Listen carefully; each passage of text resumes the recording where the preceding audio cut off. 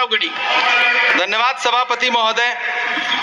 83 minute 71 बार थपथपाई गई मेज, 14,417 शब्दों का बजट भाषण और उस बजट में अपने लिए राहत तलाशती मिडिल क्लास की हैरतजदा आंखें। सभापति महोदय, मेरे हाथों में जो दस्तावेज है, दरअसल ये देश के किसानों, गरीबों, मजदूरों की उम्मीदों का स्मारक है। ऐसा लग रहा है जैसे वित्त मंत्री महोदया ने बजट नहीं तैयार किया है, बल्कि प्रधानमंत्री जी की मन की बात का संकलन तैयार किया है। टूटा हुआ लश्कर का भरम देख रहे हैं, टूटा हुआ लश्कर का भरम देख रहे हैं और जिल्ले इलाही के करम देख रहे हैं। ताकत का नशा अक्ल पे हावी है तुम्हारी, तुम देख न पाओगे जो हम देख रहे हैं। वित्त मंत्री महोदया ने इस बजट में महंगाई पर सिर्फ 10 शब्द बोला है। जिस देश में टमाटर 100 रुपए किलो बिक रहा हो, सभापति महोदय मेरा टाइम पॉज करें और बार बार इंटरप्ट करने को या तो मना करें। हाँ बोले, कृपया बोले। सभापति महोदय, वित्त मंत्री महोदया ने इस बजट में महंगाई पर सिर्फ 10 शब्द बोले हैं। जिस देश में टमाटर 100 रुपए किलो बिक रहा हो, उस देश की वित्त मंत्री के पास बजट में महंगाई पर बोलने के लिए सिर्फ 10 शब्द है। डीजल, पेट्रोल, आटा, चावल, दाल, सब्जी की महंगाई का तो कोई जिक्र ही नहीं।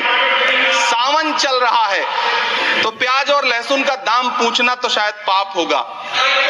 मैंने तो यह भी सुना है कि वित्त मंत्री जी जो चीज खुद नहीं खाती हैं, उसके दाम से उनका कोई लेना देना नहीं होता। लेकिन इस बार बजट पेश करने के लिए पार्लियामेंट आने से पहले वित्त मंत्री जी ने दही और चीनी खाई थी। अब तो उनसे यह पूछा जा ही सकता है कि उन्हें दही, दूध और चीनी का रेट तो इन दिनों पता ही होगा। क्या उसे सस्ता करवाएंगी या नहीं सस्ता करवाएंगी? अगर पता है तो कृपया सस्ता करवाइए, क्योंकि इसी चीनी ने अमेठी में एक मंत्री महोदया का राजनीतिक कैरियर कड़वा कर दिया। सभापति महोदय, अपने शीश महलों में बैठे हुए सरकार के सांसद और मंत्री कह रहे हैं कि महंगाई कम हो रही है। संसद की कैंटीन से बाहर निकल करके एक चाय का कप खरीदिए, तब समझ में आएगा कि महंगाई कम हो रही है या बढ़ रही है। किसी एक दिन अपनी किसी मजदूर की तरह अपनी दिन भर की दिहाड़ी लेकर के बाजार जाइए और अपने बच्चों के लिए राशन खरीदिए, तब पता चलेगा कि महंगाई कम हो रही है या नहीं हो रही है। यहाँ बैठ करके बड़ी बड़ी बातें करना आसान है। ये चूनर धानी धानी भूल जाते, ये पुरवा की रवानी भूल जाते, जो आकर 4 दिन गांव में रहते तो सारी लंतरानी भूल जाते। सभापति महोदय, इलेक्टोरल बॉन्ड खरीदने के नाम छुपाने वाली सरकार, इलेक्टोरल बॉन्ड खरीदने वालों के नाम छुपाने वाली सरकार इन दिनों आम के ठेला लगाने वालों के नाम जानना चाहती है। मुझे तो होटलों, ढाबों या आम के ठेलों पर नेम प्लेट लगवाने वालों से पूछना है कि कभी खून की बोतल पर देखा है किसी का नाम लिखा हुआ? मुझे पूछना है कि क्या कोरोना के दौरान अपनी उखड़ती हुई सांसों के लिए ऑक्सीजन तलाशने वाले किसी इंसान ने ऑक्सीजन लाने वाले किसी इंसान से पूछा था कि ऑक्सीजन लाने वाला इंसान हिंदू है या मुसलमान है? मुझे पूछना है कि लावारिश लाशों के लिए कोरोना में कांधा देने वाले, चिताओं के लिए लकड़ियां सजाने वाले किसी इंसान से पूछा गया था उसका नाम, उसका मजहब? लेकिन इन दिनों पूछा जा रहा है। सभापति महोदय, अफसोस देश के प्रधानमंत्री जी ने कभी न टूटने वाली चुप्पी ओढ़ ली है। सभापति महोदय, जनता ने 63 सीटें कम क्या कर दी, ये सरकार तो अमृतकाल का नाम लेना ही भूल गई। ये भूल गई है अमृतकाल को, ये भूल गई है मनरेगा को, ये भूल गई है मौलाना आजाद नेशनल फेलोशिप को, ये भूल गई है मणिपुर को, ये भूल गई है महाराष्ट्र को। मुझे गर्व है कि मैं राज्यसभा में महाराष्ट्र का प्रतिनिधित्व करता हूं। महाराष्ट्र जो देश की आर्थिक राजधानी है, जो टोटल कॉर्पोरेट टैक्स का 40%, इनकम टैक्स का 32% और जीएसटी का 20% इस देश को देता है, उस महाराष्ट्र के लिए इस बजट में एक शब्द नहीं है। सभापति महोदय, आखिर महाराष्ट्र से किस बात का बदला लिया जा रहा है? महाराष्ट्र में लोकसभा चुनाव में बाबा साहब अम्बेडकर के संविधान को बचाने के लिए वोट क्या कर दिया। प्रधानमंत्री जी तो महाराष्ट्र से बदला लेने पर उतर आए। अब तो शायद उन्हें याद भी ना हो यवतमाल का वो दाभड़ी गांव जहां 20 मार्च 2014 को वो किसानों के साथ चाय पर चर्चा करने गए थे और उनकी किस्मत बदलने के सपने दिखाए थे।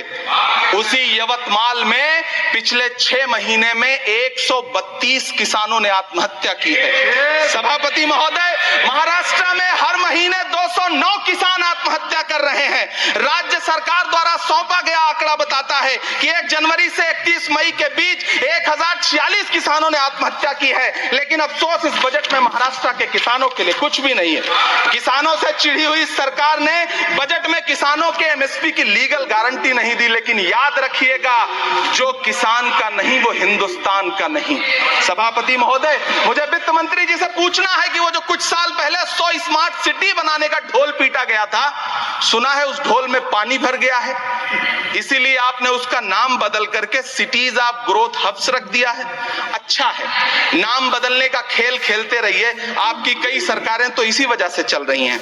इस सरकार को पढ़े लिखे लोगों से दिक्कत है सभापति महोदय, इसीलिए इस सरकार ने यूजीसी का बजट 66% कम कर दिया है। वाह री सरकार। सभापति महोदय, मैं वित्त मंत्री जी के संज्ञान में लाना चाहता हूं कि किशनगंज में एएमयू सेंटर के पास 224 एकड़ जमीन है। यूपीए सरकार ने सोनिया गांधी जी की अगुवाई में 136 करोड़ रुपए एएमयू किशनगंज सेंटर के लिए सेक्शन किए थे। लेकिन आपकी सरकार ने पिछले 10 साल में उस 136 करोड़ में से सिर्फ 10 करोड़ रुपया रिलीज किया है। 1.5 करोड़ की आबादी वाला सीमांचल बेहतर शिक्षा के लिए उस सेंटर की बाट जोह रहा है। मेरा आपसे सवाल है कि इस सेंटर का बाकी पैसा आप कब रिलीज करेंगे। मुझे उम्मीद है वित्त मंत्री महोदया जवाब जरूर देंगी। सीमांचल उसी बिहार में आता है जिसकी बैसाखी के सहारे आपकी सरकार चल रही है। वहां के लोगों को एम्स की जरूरत है। महानंदा और कोसी से होने वाली बाढ़ की तबाही को रोकने के लिए बांध बनाइए, सीमांचल के साथ सौतेला व्यवहार बंद करिए। इकोनॉमिक कॉरिडोर बनाने से किसी राज्य का विकास नहीं होगा, विकास होगा स्वास्थ्य और शिक्षा के बुनियादी मुद्दों के लिए बजट देने पर। सभापति महोदय, एक तरफ तो इस बजट में पीएम आवास योजना के तहत 3 करोड़ अतिरिक्त मकान देने की घोषणा है और दूसरी तरफ लखनऊ के अकबर नगर में 1280 वो मकान हैं जिन्हें रिवर फ्रंट बनाने के नाम पे बुलडोजर से जमींदोज कर दिया गया।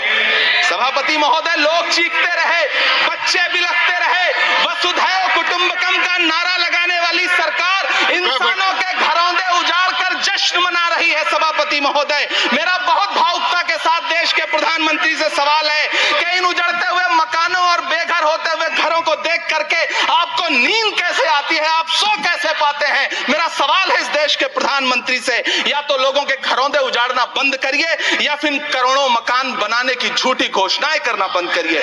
यह बजट झूठ का पुलिंदा है। यह बजट आपके पिछले साल के बजट का कट कॉपी पेस्ट है। यह बजट हमारे चुनावी घोषणा पत्र की नकल करने की एक बेईमान कोशिश है। लेकिन कहावत है ना कि नकल के लिए भी अकल चाहिए। मेरे हाथ में एक तरफ न्याय पत्र है जो हमारा है और दूसरी तरफ अन्याय पत्र है जो आपका है। इस सरकार को आलोचना सुनने की आदत नहीं है सभापति महोदय।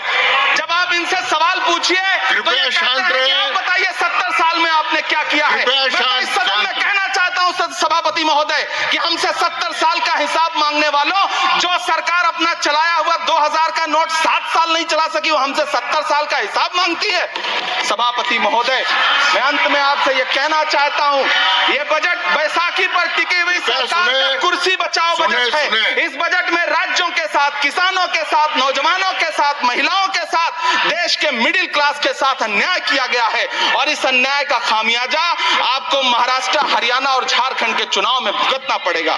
सभापति महोदय, इस सरकार ने नोटबंदी लगाकर देश की आम जनता की पूंजी छीन ली। बैठे नहीं बोले, कृपया टैक्स लगा करके छोटे व्यापारियों के कारोबार छीन लिए, पेपर लीक करवा करके युवाओं की आंखों से नौकरी के सपने छीन लिए, अग्निवीर लाकर देश के जवानों की उम्मीदें छीन ली, बुलडोजर लगाकर लोगों के आशियाने छीन लिए, महंगाई लाकर देश की जनता की थाली से निवाले छीन लिए।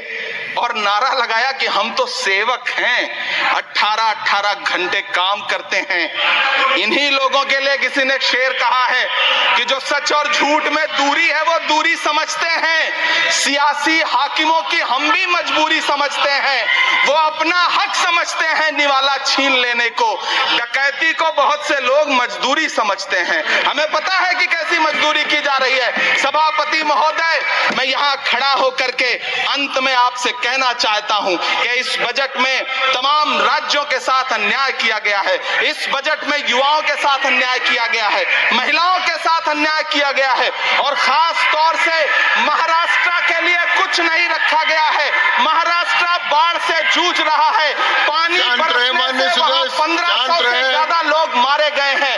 उस शहर को, उस राज्य को 4000 करोड़ के पैकेज की जरूरत है ताकि जो फसलें बर्बाद हुई हैं लोगों को राहत दी जा सकी। लेकिन अफसोस, इस बजट में महाराष्ट्र के लिए ऐसा कुछ भी नहीं है। मैं आखिर में यह कहना चाहता हूं कि पिछले 7 दिन से इस बजट का बड़ा ढिढोरा पीटा जा रहा है, इसे महान बताया जा रहा है, लेकिन कौन महान बता रहा है? सत्ता पक्ष के लोग, उन्हें तो बताना ही है, क्योंकि मैं अवध क्षेत्र से आता हूं, प्रतापगढ़ से, नीरज भाई भी अवध और पूर्वांचल से आते हैं। वहां एक कहावत है कि बिटिया की तारीफ किसने की? बिटिया की महतारी ने, यानी कि बेटी की प्रशंसा किसने की? मां ने। तो इस बजट की तारीफ सत्ता पक्ष करे तो करेगा ही, लेकिन विपक्ष के एक भी सांसद से आप पूछिए कि क्या उसके राज्य को कुछ मिला है, तो वो ये कहेगा कि नहीं, कुछ भी नहीं मिला है। बहुत बहुत धन्यवाद सभापति महोदय, धन्यवाद। आम बजट पर अपनी राय रखने के लिए। धन्यवाद। श्री अब्दुल बहाव।